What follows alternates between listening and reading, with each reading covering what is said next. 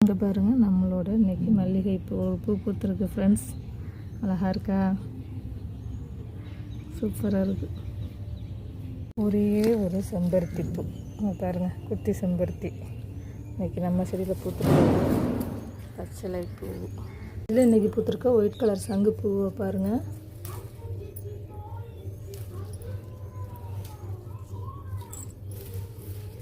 செடி பழுத்து நிறைய அப்படியே கொட்டிருச்சுங்க, தண்ணி சரியாக இல்லாமல்.